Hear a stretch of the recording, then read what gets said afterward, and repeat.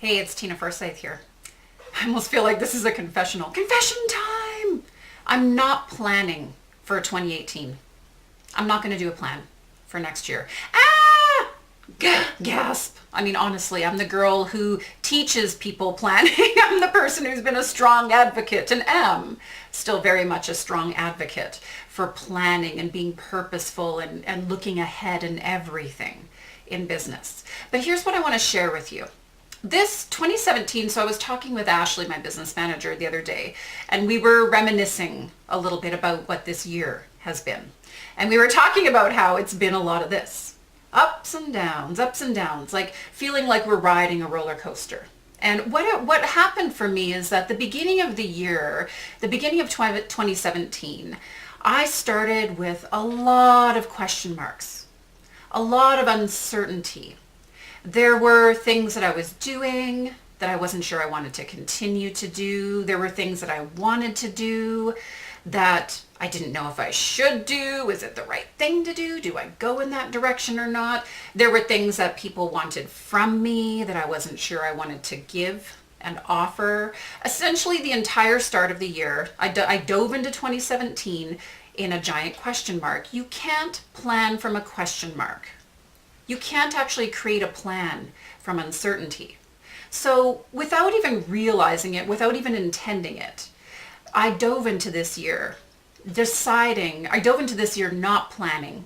And I ended up finding myself in a really interesting space. It was almost a bit of an experiment at a certain point. Because as I'm sure you can imagine, me being the planning girl and me being the one who teaches people to plan, myself, my team, every step along the way, we would be like, all right, we got to lay out a plan. We got to lay out a plan. We got to lay out a plan. And then here's what would happen. Because I was in such a space of uncertainty as to what I wanted. What did we want to do next? What do we want to do more of? What do we want to do less of? What do we want to do differently? Because I couldn't make those decisions, we weren't able to plan. So what I did for the first part of this year was I chose to pause a little bit. I chose to listen more.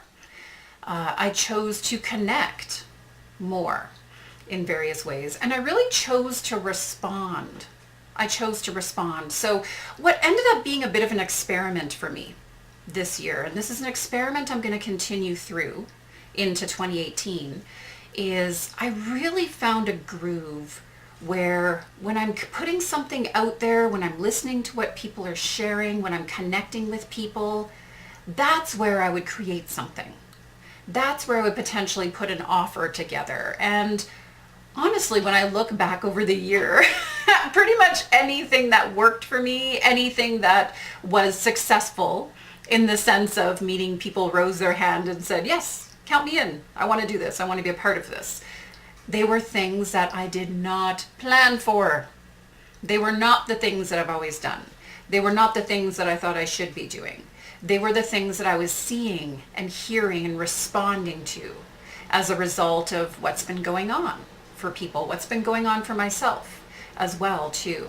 I've lived in a very responsive space here this year. And in the summer, certain things started to really come together. Some of the bigger questions I had about certain areas of my business, those things started to come together. And so the first part of the year was definitely a bit of this, right? But the latter part of the year has been a little bit more like this. It's definitely been, smooth sailing, a little bit of waves here and there, etc. Now, here's what I want to share though about the planning piece and why I'm not going to plan through to 2018. I have been, there's always this struggle between planning ahead or go with the flow. Planning ahead or go with the flow.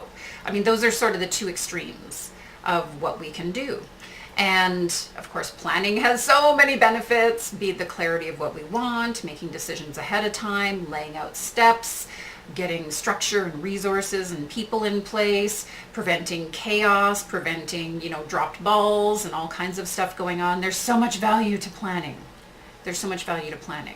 But the downside of planning is when you don't have certainty and when you don't have, it actually can become a bit of a trap at a certain point. And what I've really come to recognize in myself and what I'm really choosing to bring into my business right now is I want to have the freedom to offer what it is I want to offer, what it is people are wanting from me.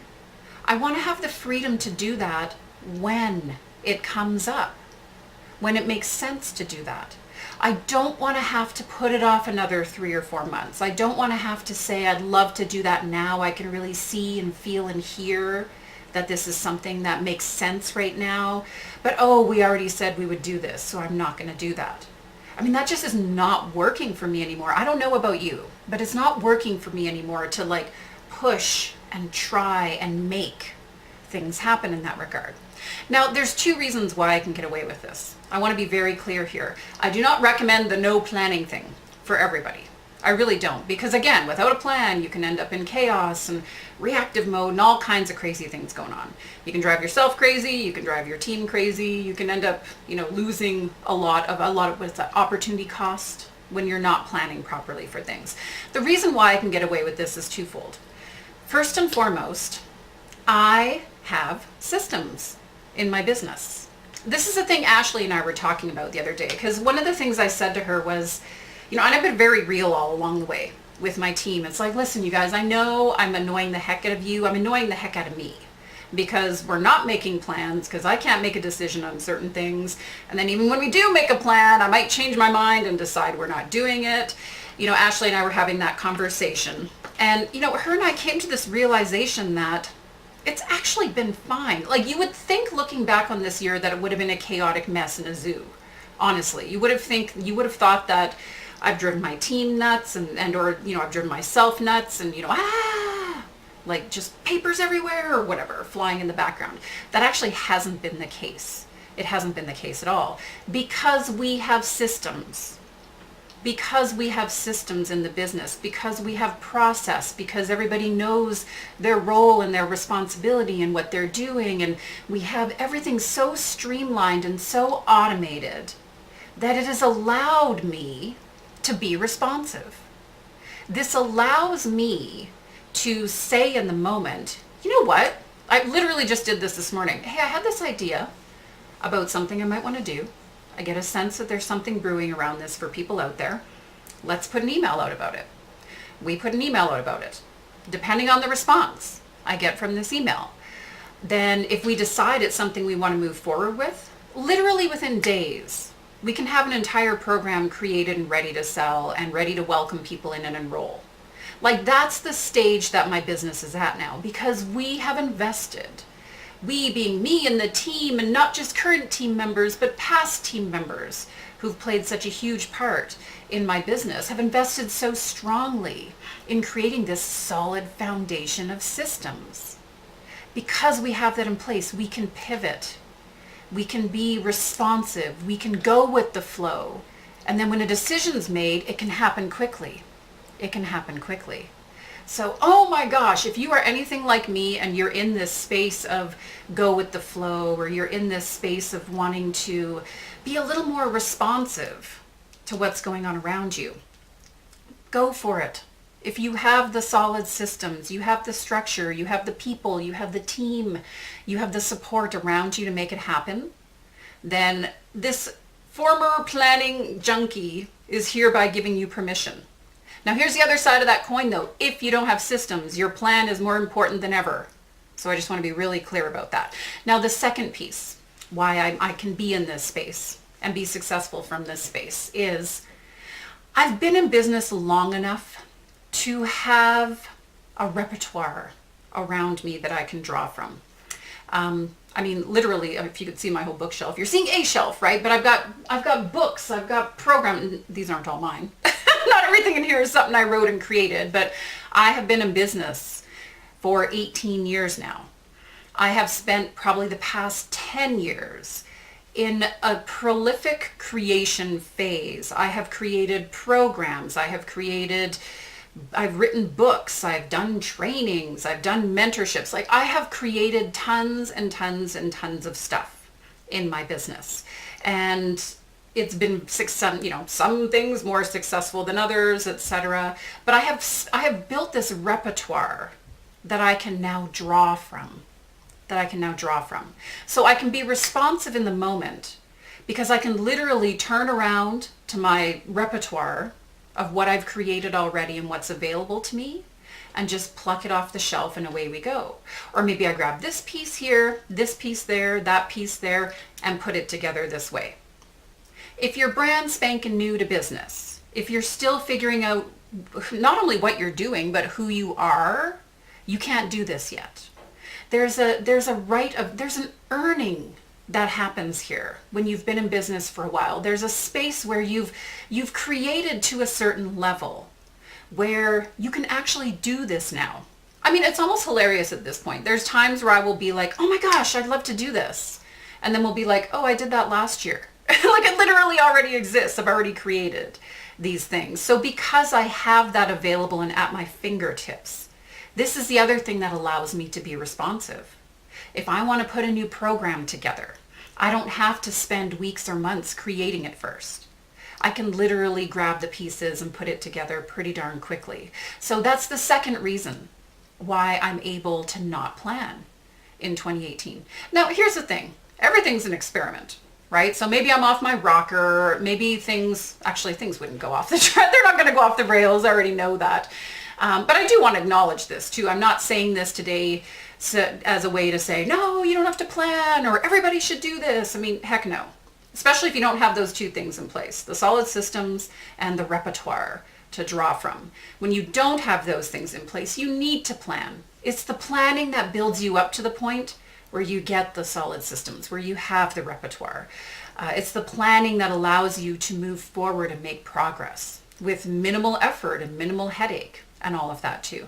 And granted, I mean, if I was more of a planning person, there's probably, there's still parts of me even right now where it's like, oh, but I should, or I need to do, everybody needs to plan all the time. So yeah, it's a little bit of an experiment here in some ways, but I'm sharing this with you today just to be able to illustrate a different way. There's so much that's going on in our industry, in our world right now, where, and this is normal. This happens in business all the time, the cycles of things that come and go, that work and don't work. There's a lot going on right now for a lot of people where we're feeling like things aren't working the way they used to, or this no longer works, etc., etc. Of course, that's just what happens. It's called being in business. But I share this with you as an option that if you've been in the space that I've been in, if you feel like you're pushing so much and you're laying out plans, but then they're not working and then they're feeling really, and like you feel like you're like in this box that you can't get out of in some way, shape, or form. Maybe planning could actually be the thing that gets in the way. Yikes. Something to explore and consider a little bit. And there is something to be said for allowing things to unfold, allowing things to come together in the way that they're meant to come together. I mean, by all means, we got to get our butts in gear and make things happen.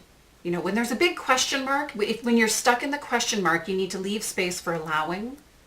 But once you have the answer, when the question mark has gone away, that's where the action needs to happen. That's where we need to get our butts in gear and make things happen. So this isn't about sitting back and waiting for things to roll on in. That is not the way this works by any means. But honor that space in yourself. I mean, if anything, I want to honor that space in you. I want to honor that space in me today that allows us to pause, to listen, to connect, to respond, and to see where that might take you. I can tell you from experience, especially in this past year, when I've done that, those have been the most ease-filled, enjoyable moments of my business. And they continue to be. I mean, there's so many things that are like unfolding like flowers right now that are coming from this space. And absolutely the impatient part of me is like, let's get a move on, people. But to sit back, allow, relax, listen. Bring that space into your business. Where and how can you bring that space into your business today? Now, I'd love to hear your comments. I'd love to hear your own experiences with this. I mean, I know I'm not alone in feeling this way.